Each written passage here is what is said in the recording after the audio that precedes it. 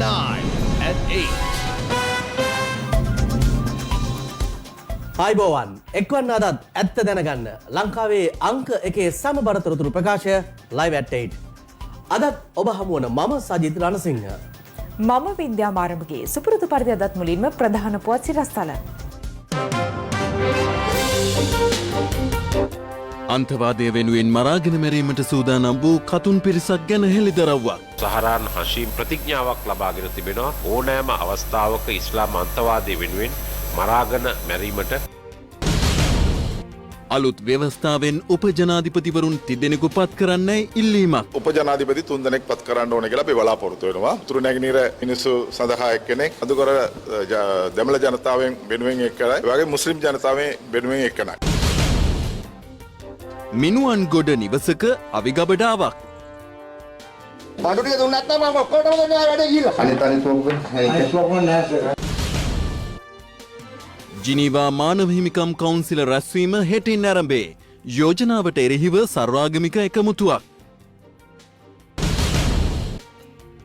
නවමාරාන්තික දෙමුහුන් Covid වෛරසයක් හඳුනා ගැනේ.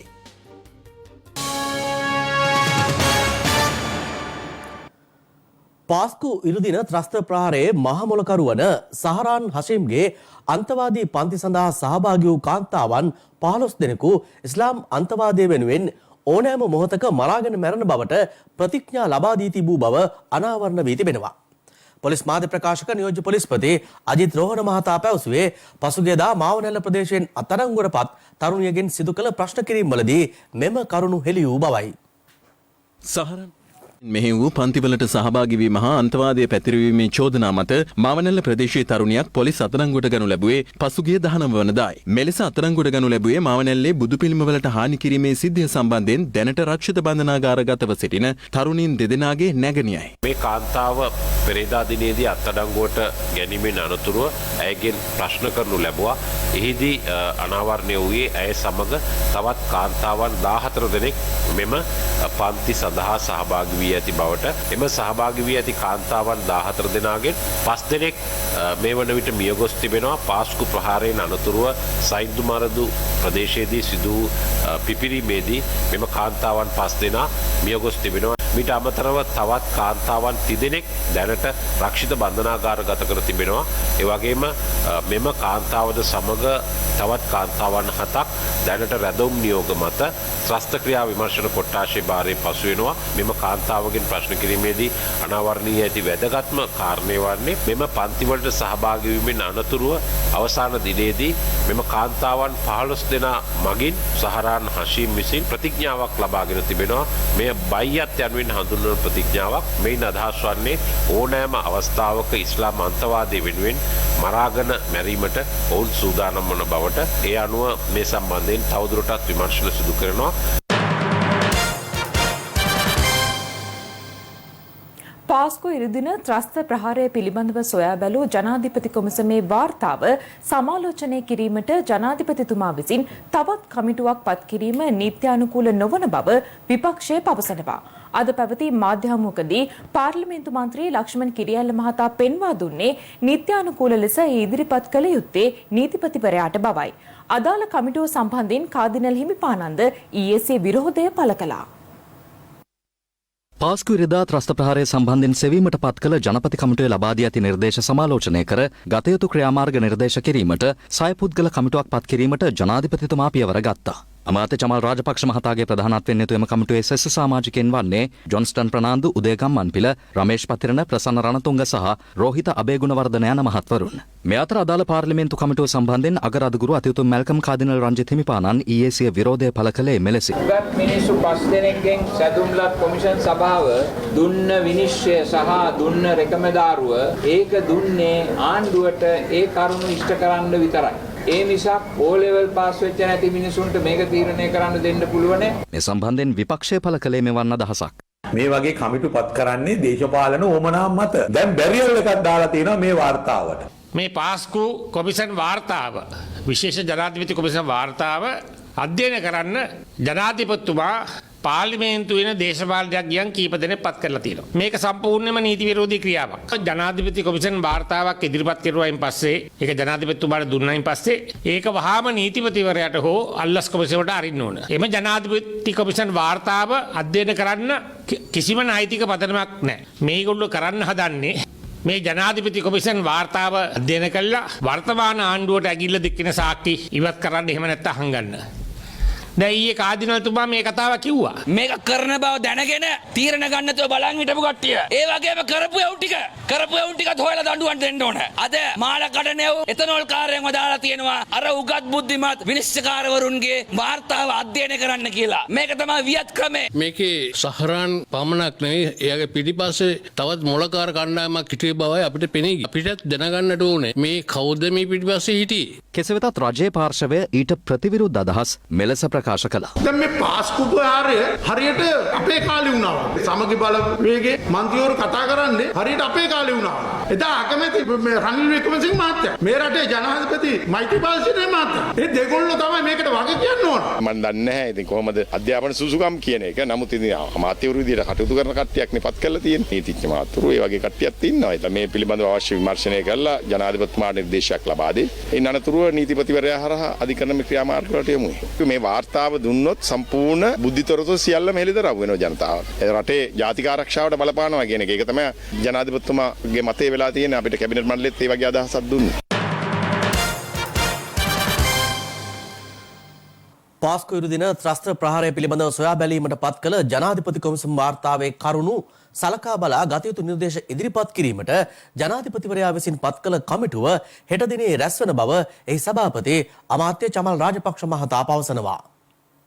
Commission සභා වාර්තාවට අදාළව කමිටුවකට පත් කළ මට ඒ පිළිබඳව සොයන්න ඒක සභාපතිතුමාට ඔබතුමා පත් කළා කියලා මේ පිළිබඳව මොකද්ද දැන් මේ වෙනකොට සිද්ධ වෙන්නේ යන්නේ දැන් මම තාම මගේ අතර ලියුම ආවේ නැහැ දැන් ලියුම මම කොහෙට කොළඹ ගියාම තමයි බලන්නේ ඒකට දැන් ආරංචියේ හැටියට මේක මේ ඒ වාර්තාවේ තියෙන ඒවා හදන්න බදන්න නෙවෙයි පාර්ලිමේන්තුවේ මේක ඉදිරිපත් කරන්න ඕනේ දැන් මෙතන තියෙනවා රජයට කරන්න ඕන වැඩ කොටසක් නිර්දේශ කළා ඉතුරු කොටසක් තියෙනවා නීතිපති දෙපාර්තමේන්තුවට යන එක වෙනවා ඒකට රජයෙන් මොනවද කරන්න ඕන තියෙන ඒවා බලලා ඒකේ ප්‍රමුඛතාවය හඳුනාගෙන අපි කරන වැඩමද ඒවයි සංසෝධනය ඒක තමයි ඒක කරන්නේ අවශ්‍ය පාළුවෙන් අපව දෙන්නත් එපා අපේ අදහස කියන්න එපා ඒ අදහස කියන්නේ මම හිතන්නේ අපි හෙට වක්කත් රැස් වෙලා ඉක්මනින්ම මේක බලලා රජය මොනවද කරන්න ඕන ටික විතරයි කියලා බලන්න ඕක පුළුවන් මේක ඔය බොරුවට කෑගහුවට ඇති වැඩක් නැහැ ඔය අපිට ඇති වැඩක් නැහැ නේ ගිය ආණ්ඩුව කරපු මගුලක් නේ පාස්කු ප්‍රහාරය ඇති උනේ ගිය ආණ්ඩුව කාලේ අපිට තියෙන්නේ මේ පිළිබඳව සොයලා බලලා ලබා දෙන නිර්දේශ ක්‍රියාත්මක කිරීම එච්චරයිනේ අගරත ගුරු හිමිපාණන්ගෙන් චෝදනාවක් ආවා උන්වහන්සේට සාධාරණ හේතුවක් තියෙනවානේ ඒ කරපු අයට දඬුවමක් නැහැ ඒ මැරිච්ච අයට වන්දියක් නැහැ ඉතින් උන්වහන්සේ කිව් විදියට මේක මේ වාර්තාවේ කරුණු යට ගහන්නවක සංගන්නවක්වත් නෙවෙයි රජය මොනවද කරන්නේ රජයට නිර්දේශ කරපු දේ ටික තමයි අපේ අවධානයට වැඩි යොමු කරන්නේ මොකද හෙට දිනේ රැස් වෙනවද කමිටුව රැස් වෙන්න ඕන මම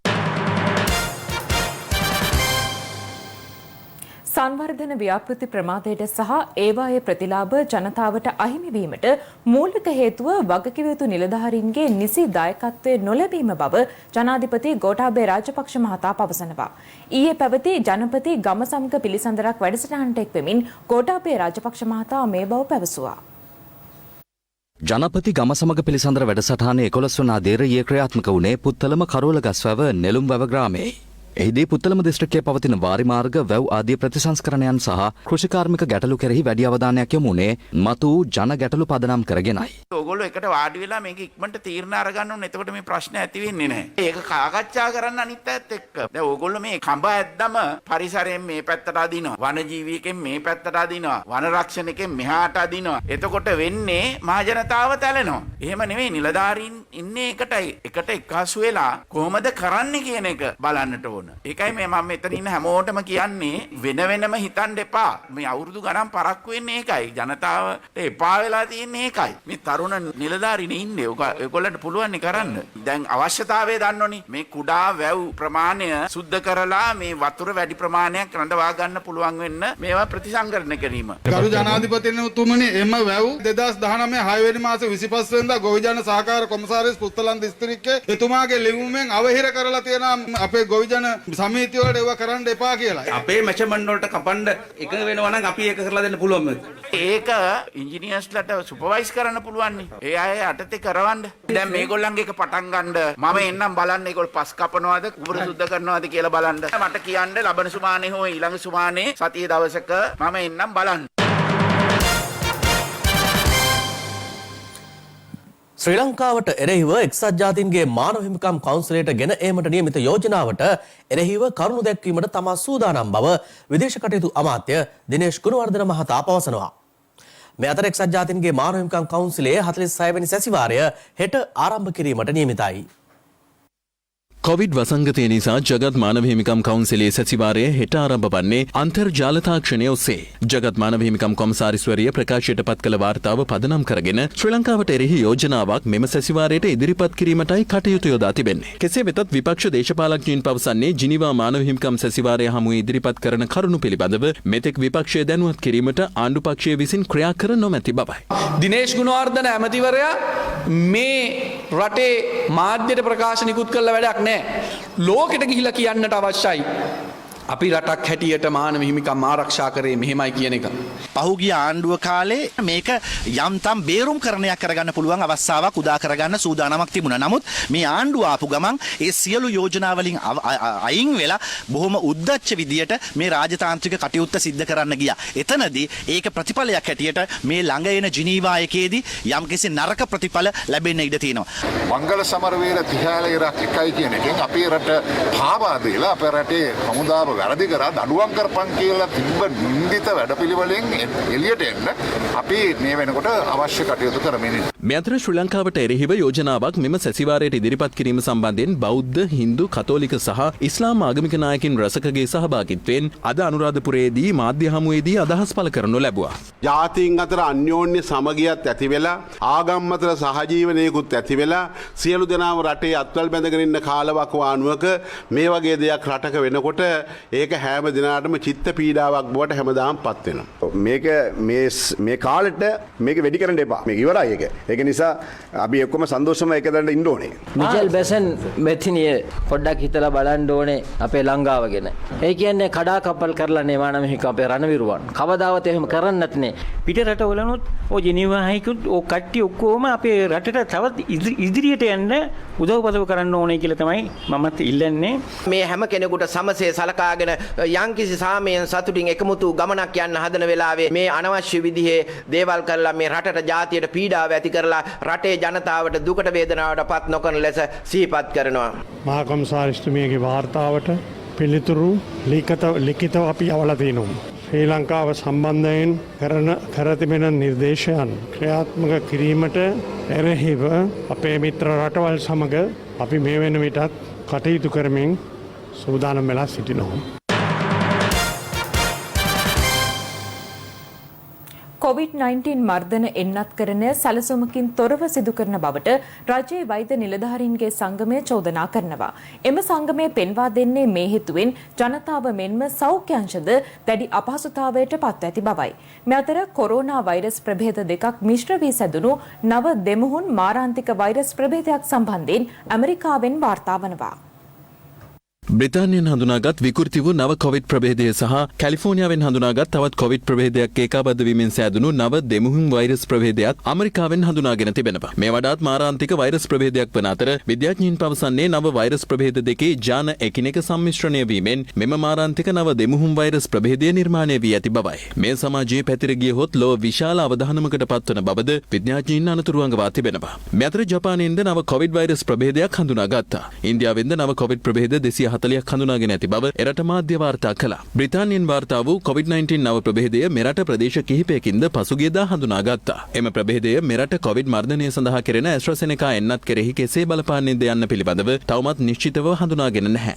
මේ වන විට මෙරට පුද්ගලයන් 3,2857කට ඇස්ට්‍රාසෙනෙකා එන්නත ලබා දී ඇති අතර ඊයේ දිනේදී පමණක් එන්නත් කරන කළ ගණන 39078ක්. හඳුනාගත් ප්‍රමුඛතා ලයිස්තුවකට එන්නත් කරණය ආරම්භ කරනු අතර භික්ෂුන් වහන්සේ ඇතුළු ආගමික නායකයින්ටද එන්නත් ලබා දීම ඊයේ සිට ආරම්භ වුණා. කෙසේ වෙතත් රජයේ වෛද්‍ය නිලධාරීන්ගේ සංගමය ඇතුළු සෞඛ්‍ය අංශ චෝදනා කරන්නේ මේ වන විට එන්නත් කරන වැඩසටහන සැලසුමකින් තොරව සිදුවන බවටයි. ඒ ජනවාරි 15 වෙනිදා අපි ලෝක සෞඛ්‍ය සංවිධානයට එක සැලැස්මක් යවලා රට ඇතුලේ දැන් වෙන සැලැස්මක් ක්‍රියාත්මක වෙනවා. ඒතර මේක කොයි විදිහට කාගේ අවශ්‍යතාවයට මොන තාක්ෂණික කමිටුවේ මොන විදිහට ගත තීරණයක් කරහා කොයි විදිහට අපිට මේක ජස්ටිෆයි කරන්න පුළුවන් සාධාරණීකරණය කරන්න පුළුවන්. අඩුම ගානේ මේ වෙනකම් මේ අලුත් වැඩපිළිවෙල සම්බන්ධයෙන් මාර්ගෝපදේශයක් නිකුත් කරන්න වසංගත රෝග විද්‍යාංශයට බැරි වෙලා තියෙනවා. එක ග්‍රාම නිලධාරී වසමක පූජ්‍ය පක්ෂයට දෙනවා තවත් තැනක නොදෙනවා. ඊගාවට අපි වයස් කාණ්ඩය මොකක්ද ඇහුවත් අපි කාටවත් හරි උත්තරයක් නැහැ. 30යි 60යි අතරද වයස් කාණ්ඩේ නැත්නම් 30ට වැඩි ඕනම කෙනෙකුට කියන්නේ 70 80ටත් මේ වැඩපිළිවෙලට දෙනවා. දැන් පිළිකා රෝගීන් පෙළෙන කවුරු හරි අපේ ගෙදර ඉන්නවනම් ඒ පුද්ගලයාට මේක දෙන්න ප්‍රමුඛතාවය තියෙනවද නැද්ද? මේකක්වත් පැහැදිලි නැහැ. මේ ප්‍රමුඛතාව අනුපිළිවෙල ලෝක සෞඛ්‍ය සංවිධානයේ ක්‍රමයට වඩා වෙනස් වෙලා තියෙනවා. එක තැනකදී ලංකාවේ දේශපාලකයෝ මුලට ඇවිල්ලා තියෙනවා. ඉතින් 225 හින්දා අපි මේක නොසලකා හැරියට මේ ප්‍රමුඛතා අනුපිළිවෙලවල් තමන්ගේ හැන්දෙන් තමන්ට බෙදා ගැනීම කියන කාරණාව මේකදී බරපතලයි. මේ අතර COVID-19 වෛරසය ආසාදනය වූ රෝගීන් 254 දෙනෙක් අදත් මෙරටින් හඳුනාගත්තා. වසංගත රෝග විද්‍යා ඒකකයට අනුව මෙරටින් හඳුනාගෙන ඇති සමස්ත ආසාදිතයින් සංඛ්‍යාව 79734ක්. සමස්ත මරණ සංඛ්‍යාව 435ක් දක්වා ඉහළ ගියා. කෙසේ වෙතත් වෛද්‍ය රසායනාගාර වෘත්තීයවේදීන්ගේ සංගමේ සභාපති රවි කුමුදේශ් මහතා සඳහන් කළේ වසංගත රෝග විද්‍යා ඒකකයේ සංඛ්‍යා ලේඛනවල දත්තවල දැක්වෙන ආසාදිතින්ගේ සංඛ්‍යාවට වඩා 5000කින් පමණ වැඩි ආසාදිතින් සංඛ්‍යාවක් රසායනාගාර සංඛ්‍යා ලේඛන දත්තවල දක්නට ලැබෙන බවයි. එමෙන්ම දිවයිනේ ඇතැම් ප්‍රදේශවලින් වාර්තා වන කොවිඩ් ආසාදිත මරණ වසංගත රෝග විද්‍යා ඒකකයේ වාර්තාවල දක්නට නොලැබෙන බව රජයේ වෛද්‍ය නිලධාරීන්ගේ සංගමය සඳහන් කළා. තව වෙනකන් සෞඛ්‍ය අමාත්‍යාංශයට බැරි වෙලා තියෙනවා වසංගත රෝග විද්‍යාංශයට බැරි වෙලා තියෙනවා මේ සංඛ්‍යා ලේඛන පරස්පරය සම්බන්ධයෙන් හරි පැහැදිලි කිරීමක් රටට ඉදිරිපත් කරන්න. මරණ සංඛ්‍යාවත් එහෙම මේ බිම් මට්ටමේ සිදුවෙන මරණ වලින් සැලකිය යුතු ප්‍රමාණයක් සංඛ්‍යා ලේඛන විදියට එළියට එන්නේ නැහැ. පෞද්ගලිකව මම දන්න මරණ ගණනාවක් තියෙනවා වාර්තා නොවෙච්ච. අවසානයේදී ප්‍රශ්න කරන්නේ ප්‍රදේශීය සෞඛ්‍ය වෛද්‍ය නිලධාරීවරයාගෙන් ප්‍රදේශීය මහජන සෞඛ්‍ය පරීක්ෂකවරු. ඒතකොට බරපතල ගැටුම්කාරී තත්ත්වයක් මේ හරහා සමාජය සහ සෞඛ්‍ය වෘත්තිකයන් අතර ඇති වෙන්න පුළුවන්. මේ මරණ සම්බන්ධයෙන් පැහැදිලි කිරීම හරියට කළේ නැත්තම්. මෙම චෝදනා සම්බන්ධයෙන් රාජ්‍ය අමාත්‍ය සුදර්ශන ප්‍රනන්දුපුල්ලේ මහත්මිය ගාල්ලේ පැවති උත්සවයක් අතරතුර මෙලෙස අදහස් පළ කළා. කිසිම දත්ත සැඟවීමක් නැහැ සෞඛ්‍ය අමාත්‍යාංශයේ. මරණ වෙන්නේ නැති බෝනෝන රෝග නිසා හුඟක් අය මිය ගියා. PCR පොසිටිව් වෙච්ච පමණින්ම මේ කොරෝනා මරණයක්ම කියන එක අපිට තහවුරු කරන්න බෑ. බොහෝ අය මැරුණේ බෝනෝන රෝග සංකූලතා තිබිච්ච නිසා. හැබැයි උන්ට කොරෝනාත් තිබුණා. හැබැයි මේ සියලුම එකතු කරලා තමයි 400 ගානක් තියෙන්නේ. මේවා හරියට සුද්ධ කරලා ගත්ත කොරෝනා නිසාම මිය ගිය සංඛ්‍යාව බොහොම අඩුයි. විවාහ මංගලෝත්සවයකට මේ වන විට සහභාගී කරගත හැකි 150 සීමාව ඉදිරියේදී 50 දක්වා අඩු කළහොත් තම කර්මාන්තය සම්පූර්ණයෙන්ම කඩාවැටීමේ අවදානමකට පත්වන බව කලාකරුවන් පවසනවා. මාධ්‍යමකට එක්වමින් කලාකරුවන් පැවසුවේ මේ තත්ත්වය තුළින් කර්මාන්තයෙන් යැපෙන්නන් ලක්ෂ සංඛ්‍යාත පිරිසක් අසරණ වී ඇති බවයි. විවාහ මංගල උත්සවයක් කිරීම වෙනුවෙන් පිටිපස්සේ ඉන්න ඇසට නොපෙන්නන චරිත රැසක් ඉන්නවා. 50කට සීමා කරලා විවාහ මංගල උත්සවයක් කරන්න දීමෙන් සිද්ධ වෙන්නේ මේ හැමෝටම තමුන්ගේ රැකියාව එමත් නැත්නම් ආදායම් මාර්ගයේ අහිමි වීමයි. අපේ රස්සාව කරන්න එපයි කියලා කවුරු හරි කියනවනම් අපිට ඒ වෙනුවට විකල්පයක් දෙන්න ඕනේ. එහෙම කරන්නේ නැතුව එකපාරට ඕගලන්ගේ රස්සාව කරන්න එපා. කවද වෙනකන්ද? ඒක දන්නේ අපිට බලපාලා තියෙන ප්‍රශ්න වලට අපට උත්තර නැහැ. මේ ඉන්ඩස්ට්‍රි එකට විශාල කෙනෙහිලිකම් ටිකක් තියෙනවා. අපි මේ වගකීම්යන්ගෙන් ඉල්ලන්නේ මේක එහෙම පාතට දාන්න එපා. අනිත් රජයේ දේවල් ගයිඩ්ලයින් හදාගෙන යන වගේම මේකටත් කරගෙන යන්න දෙන්න. හග්ගෙඩිය පිමෙන මිනිස්සයාගේ ඉඳලා නැකත් කරුවාගේ ඉඳලා සීළු දෙනාම අඩපණ වෙලා තියෙන්නේ. අපේ අනාගතය පිළිබඳ ලොකු අවනිශ්චිත තත්ත්වයක් ඇති වෙලා තියෙනවා. ලක්ෂ ගාණක් මේකෙන් යැපෙනවා. අනාගතේ ඊළඟ පරම්පරාවට ශිල්පීන් නැති වෙයි මේ විදිහට ගියොත්. අපි බලමු කොවිඩ් එකේ කෙරවල මොකද්ද කියලා. අන්තිමට ගියායි වැඩි වෙලා මරණය. අපේ රස්සාවක් නැතුනොත් ඒ පැත්තට යන්න පුළුවන්. රස්සාවක් නැතුව ජීවත් වෙන්න බෑ කාටවත්. මේක කෙලිම බලපාන්නේ අපිට එන්ටර්ටේනින් බජට්ස් වලින් කපනවා හැමතැනින්ම කපනවා අපිට දැන් ෂෝ එකක්වත් කරගන්න විදියක් නැහැ. අපිට හැම එකනටම ස්ටාෆ් එකක් ඉන්නේ හැම එකෙම ස්ටාෆ් එකට ගෙවන්න තියෙනවා. දැන් අපි බැංකුවල සල්ලි නැහැ ගෙවන්න. දැන් රිම් එකක් ගෙවිලා තියෙනවා. විරාමෙන් අනතුරුව තවත් දේශීය පුවත් කීපයක් වෙතටයි අවධානය. කැලණිය විද්‍යාලංකාර මහපිරිවෙනේ පරිවේනාධිපති කැලණිය විශ්වවිද්‍යාලයේ කුලපති ආචාර්ය පූජ්‍ය වැලමිටියාවේ කුසලධම්ම නායක ස්වාමින් වහන්සේගේ 84 වැනි ජන්මදින ආශිර්වාද පූජාව ඊයේ අග්‍රාමාත්‍ය මහින්ද රාජපක්ෂ මහතාගේ ප්‍රධානත්වයෙන් සිදු වුණා. ඒ පෑලියගොඩ විද්‍යාලංකාර මහපිරිවෙනේදී කොළඹ හලාවත දෙදෙසාවේ ප්‍රධාන සංඝනායක කැලණිය විද්‍යාලංකාර මහපිරිවෙනේ පරිවිනාධිපති කැලණිය විශ්වවිද්‍යාලයේ කුලපති ආචාර්ය පූජ්‍ය වැලමිටියාවේ කුසල ධම්ම නායක හිමියන්ගේ 84 වෙනි ජන්මදින ආශිර්වාද පූජාව ඊයේ පැවැත්වුණා. ඒ අග්‍රාමාත්‍ය මහින්ද රාජපක්ෂ මහතාගේද සහභාගීත්වයෙන් ජන්මදින ආශිර්වාද පූජාවට පැමිණි අග්‍රාමාත්‍යවරයා ප්‍රථමයෙන් වැලිමිටියාවේ කුසල ධම්ම නාහිමියන් බැහැදුටුවා. එහිදී අග්‍රාමාත්‍යවරයා උන්වහන්සේගේ ශාසනික මෙහෙවර අඛණ්ඩව ගෙන යාම සඳහා අවශ්‍ය නිදුක් නිරෝගී චිරජීවනය ප්‍රාර්ථනා කළා. කැලණිය විද්‍යාලංකාර මහපිරිවෙනේ වැඩබලන අධ්‍යක්ෂ වැලමිටියාවේ ඥානරත්න ස්වාමින් වහන්සේ ජන්මදින ආශිර්වාද පූජාවට එක්වෙමින් අනුශාසනාවක්ද පැවැත්වුවා. උන්වහන්සේ සඳහන් කළේ වැලමිටියාවේ කුසල ධම්ම නායක හිමියන් රටේ අධ්‍යාපනික ආගමික සහ සමාජීය යන සෑම අංශයකම විශාල සේවාවක් සිදු කර තිබෙන බවයි. මේ අවස්ථාවට අත්තනගල්ල රජමහා විහාරාධිපති පන්නිල ආනන්ද නායක නාහිමිපාණන් සබරගමුව විශ්වවිද්‍යාලයේ කුලපති කුඹුරුගමුවේ වජිර නායක හිමියන් ඇතුළු මහා සංඝරත්නය වැඩම කර සිටියා.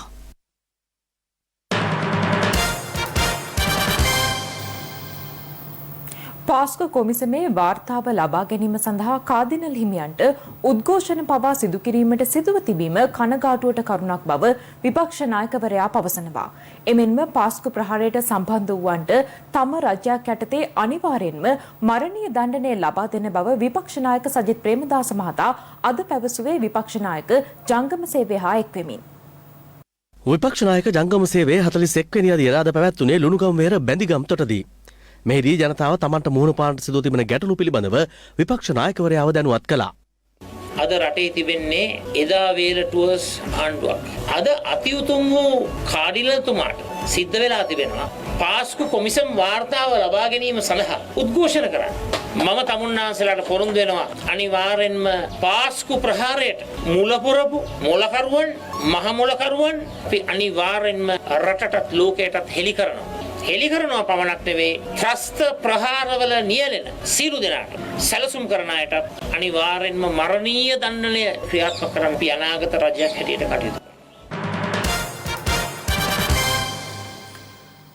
මිනුවන්ගොඩ පත්තඩුවර ප්‍රදේශයේ එකම පුද්ගලයෙකුට අයත් නිවාස දෙකක් වැටලූ පොලිසිය ගිනිඅවි සහ උණ්ඩතොගයක් තම භාරයට ගනු ලැබුවා.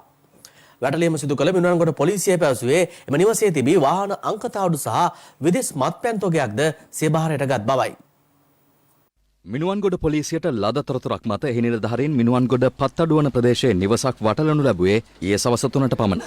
එහිදී නිවස පොලිස් නිලධාරීන්ගේ දැඩි පරීක්ෂාවට ලක් කෙරුණා. බඩු ටික දුන්නත් නම් මම ඔක්කොටම දෙනවා වැඩේ ගිහිල්ලා. පුරදාගන්න ආයෙත් අප්පා. දුවලා පුතු ඔක්කොම දෙනවා.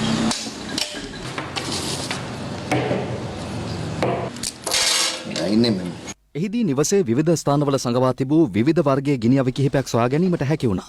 ඒ අතර රයිෆල් සහ බෝර 12 වර්ගයේ ගිනිඅවි මෙන්ම විවිධ වර්ගවල උණ්ඩ රසක්ද තිබූ බව පොලිසිය පැවසුවා. අනිත් එක අනිත් ඔක්කොම අනිත් ඔක්කොම නැහැ සර්. අනිත් මේ ගන්න. සංගාව නැහැ සර්. කඩකප්පු ගන්න. ටිපින්දරේ තියෙන යනවා. නිවසේ තිබී කඩු කිහිපයක්ද සොයා ගැනීමට පොලිසියට හැකියාව ලැබුණා. මෙන්න අහුණා. පොලිස් නිලධාරීන් මේ පුද්ගලයාටම අයත් ඊට යාබද තවත් නිවසක්ද පරීක්ෂා කළා. එම නිවසේ තිබී තවත් අවි සහ විදෙස් මත්පැන් තොගයක් හමු වුණා. මේ පුද්ගලයාගේ පුත්‍රයා විසින් මේ ගිනිඅවි සහ භාණ්ඩ සංගවා තිබූ බවටයි පොලිසිය පවසන්නේ. කෙසේ වෙතත් මොහු අත්අඩංගුවට ගත් මිනුවන්ගොඩ පොලිසිය ඔහුගේ පුත්‍රයා අත්අඩංගුවට ගැනීමට පරීක්ෂණ සිදු කරනවා.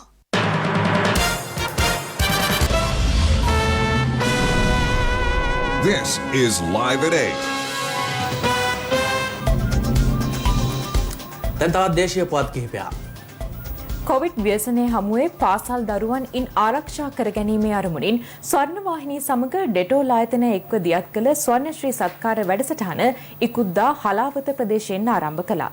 එහි තවත් අදිරයක් ක්‍රියාත්මක කිරීම අපි පසුගියදා කටයුතු කළා. පාසල් විසබීජාරණ ක්‍රියාවලිය නිරත අප ප්‍රථමයෙන් හලාවත එගොඩවැල්ල කනිෂ්ඨ විද්‍යාලය වෙත පැමිණිය. ප්‍රථමයෙන් පාසල් දරුවන් දැනුවත් කිරීමට අප කටයුතු කළා. හලාවත ප්‍රදේශයේ පාසල් දරුවන්ගේ යහපත වෙනුවෙන් කටයුතු කිරීමේදී ස්වර්ණවාහිනී ආයතනය ඩෙටෝල් ආයතනය සමග අත්වල බැඳගෙන ස්වර්ණශ්‍රී සත්කාර වැඩසටහන අපි මේ විදිහට පාසල් දරුවන් දැනුවත් කිරීමේ කටයුතු සිදු කරන්නේ එගොඩවැල්ල කනිෂ්ඨ විද්‍යාලයේ. ඉතාමත් මහඟු කාර්යයක්, පින්වන්ත අවස්ථාවක්. ස්තුතිවන්ත වෙනවා ස්වර්ණවාහිනී ආයතනයට වගේම මේ සත්කාරයට අපට අවස්ථාව ලබා දුන්නාට. අනතුරුව මෙම පාසලද විසබීජහරණය කිරීමට කටයුතු කළා. පසුව ස්වර්ණශ්‍රී සත්කාර කණ්ඩායම වෙන්නප්පුව නාරවිල ගුණරත්න මධ්‍ය මහා විද්‍යාලයට පැමිණියා. එම පාසලේද දුවදරුවන්ගේ යහපත වෙනුවෙන් ඔවුන් දැනුවත් කළ අප පාසලද විසබීජහරණය කළා. විශේෂයෙන්ම විසබීජහරණය සඳහා සත්කාරයට දායක වන ඩෙටොල් ආයතනයට සහ ස්වර්ණවාහිනී ආයතනයටත් සාන්ත ජෝන් ගිලන්රත හමුදාවේ ඒ නිලධාරි මහත්වරුන් සියලු දෙනාටම විශේෂ ස්තුතියක් මේ අවස්ථාවේදී පුද කරනු ලබනවා. දැන් රටවටින් අටට. රටවටින් අටට.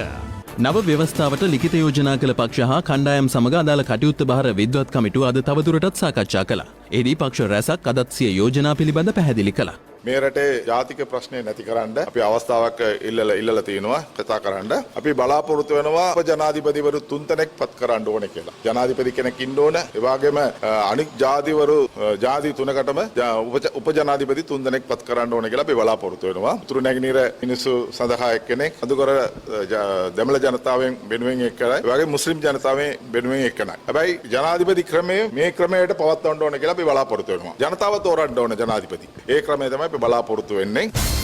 විවිධ ස්ථානවල ඇති බුද්ධ ප්‍රතිමාවලට නිගරු නොකරන ලෙස ඉල්ලමින් මහා සංඝරත්නයේද අත්සන් සහිත ලිපියක් රැස් කර සැකසූ අඩි 5ක පමණ ලිපියක් රැගෙන පුද්ගලිකව අද ජනාධිපති ලේකම් කාර්යාලය වෙත පැමිණියා. ගම්පහ ප්‍රදේශයේ සිදු වූ රියානුතුරක් මෙලෙස CCTV කැමරාවක සටහන් වී තිබුණා.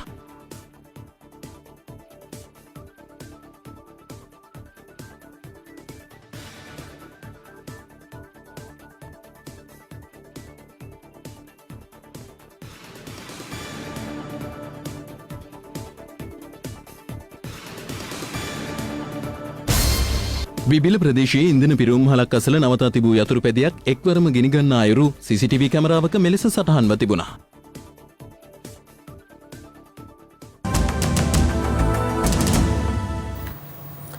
ඒ සමගින් ලයිව් ඇට් 8 අදට අවසන්. ඔබට සුබ රාත්‍රියක්.